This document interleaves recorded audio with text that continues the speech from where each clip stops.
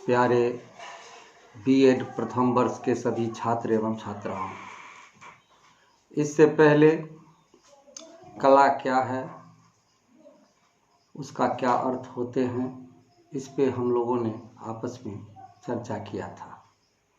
आज हम चर्चा की शुरुआत डॉक्टर अनामिका एन अंबर के इन चंद पंक्तियों के साथ करना चाहूँगा कि कभी दरिया के भीतर भी समंदर जाग उठता है, मिले सम्मान हीरे का तो पत्थर जाग उठता है। मेरा ईश्वर तेरा अल्लाह है, मालिक एक है सबका, मेहरबानी हो उसकी तो मुकद्दर जाग उठता है। चर्चा को आगे बढ़ाते हुए हम आज कला का वर्गीकरण पर चर्चा करेंगे। हमारे विद्वानों ने मुख्य रूप से कला का वर्गीकरण दो भागों में किया है। पहला दृश्य कला और दूसरा प्रदर्शनकारी कला। दृश्य कला के अंतर्गत चित्रकला, वास्तुकला और मूर्ति कला का स्थान मिला है, जबकि प्रदर्शनकारी कला के अंतर्गत काव्य कला और संगीत का स्थान दिया गया है। जहाँ तक चित्रकला का प्रश्न है, समस्त शिल्पों में जितने भी शिल्प हैं, उन सभी शिल्पों में और कलाओं में अगर कोई प्रधान है तो वह है चित्रकला। चित्रकला को सबसे ज्यादा प्रधान माना गया है।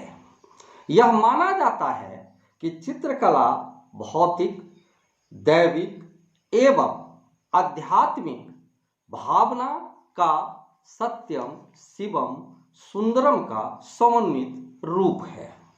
रेखा, वर्ण, अलंकरण, वर्तना, इन चारों की सहायता से चित्र का स्वरूप निष्पादित होता है। सामान्य रूप से प्राचीन काल में 3 प्रकार के चित्र बनते थे: भित्ति चित्र, पटचित्र और फलक चित्र। आधुनिक चित्रकला में चेतन कला का स्थान प्रमुख है। आधुनिक चित्रकार कल्पना में पूर्ण विश्वास करता है। भारत में शेरगिल, रविंद्रनाथ टैगोर, M.F. हुसैन आदि सुविख्यात चित्रकार हैं। जहाँ तक मूर्ति कला का प्रश्न है, हमारे देश में मूर्ति कला को अत्यंत प्रतिष्ठित माना जाता है।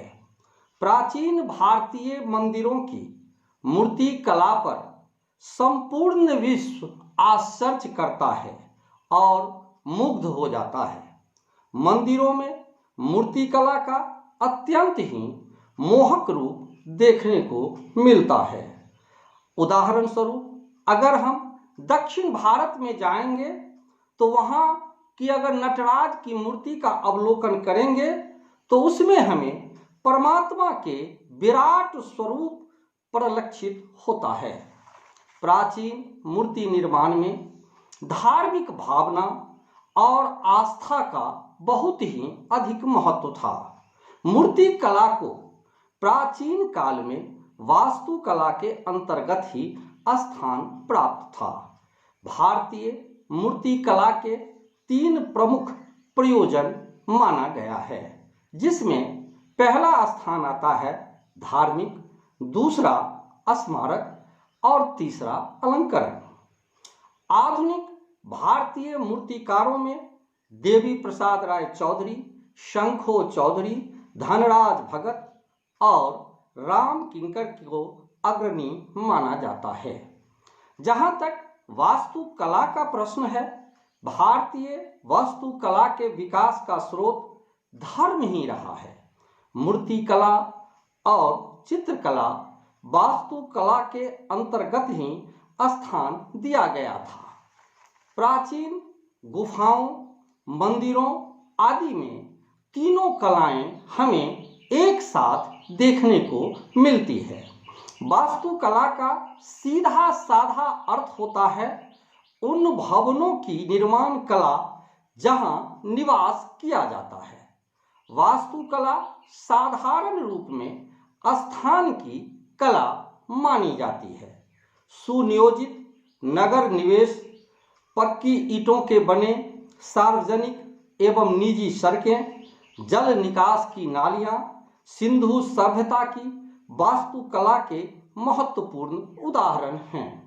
वास्तुकला का भी प्रत्यक्ष संबंध अगर किसी चीज से है तो वह है सौंदर्य। उपयुक्त तीनों कलाएं दृश्य कलाएं हैं और नेत्रों का विषय है, इसीलिए इन्हें दृश्य कलाएं कहा गया है। अर्थात कहने का मतलब बेटा यह कि हमने अभी जो तीनों कला का जिक्र किया है, चाहे वह मूर्ति कला हो, चाहे वह वास्तुकला हो, चाहे वह चित्रकला हो, इन तीनों कलाओं को हम अपने नेत्र से ही अवलोकन करेंगे, नेत्र से ही उसको हम देखते हैं। जहां तक प्रदर्शनकारी कलाएं का प्रश्न है तो प्रदर्शनकारी कलाएं दर्शकों के सामने अभिनीत किए जाते हैं, जिसमें मुख्य रूप से काव्य कला का स्थान आता है। काव्य में संप्रेषण जो होता है वह भाव और विचार के साथ कुछ और ही हो जाता है। यहाँ पर हम रंगमंच का भी चर्चा करना चाहेंगे कि काव्य कला के अंतर्गत रंगमंच भी आ जाते हैं। संप्रेषण के क्या भाव हैं, क्या विचार हैं, यह उसके डायलॉग पे निर्भर करता है, यह उसके गीत पे निर्भर करता है। जहां तक संगीत का प्रश्न है तो संगीत के विभिन्न आयाम हैं, जिसमें मुख्य रूप से गायन, वादन और नृत्य, इन तीनों को स्थान दिया गया है। गायन के क्षेत्र में तानसेन, बैजू से लेके पंडित भीमसेन जोशी, पंडित जसराज के नाम विशिष्ट रूप से उल्लेखनीय हैं। अगर हम वादन का चर्चा करेंगे तो वादन के क्षेत्र में उस्ताद अल्लाह खां तबला, रविशंकर सितार, बिस्मिल्लाह खां शहनाई, हरिप्रसाद चौरसिया बांसुरी, राम नारायण सारंगी, लालमणि मिश्र बीना वादन के क्षेत्र के सशक्त हस्ताक्षर हैं। नृत्य के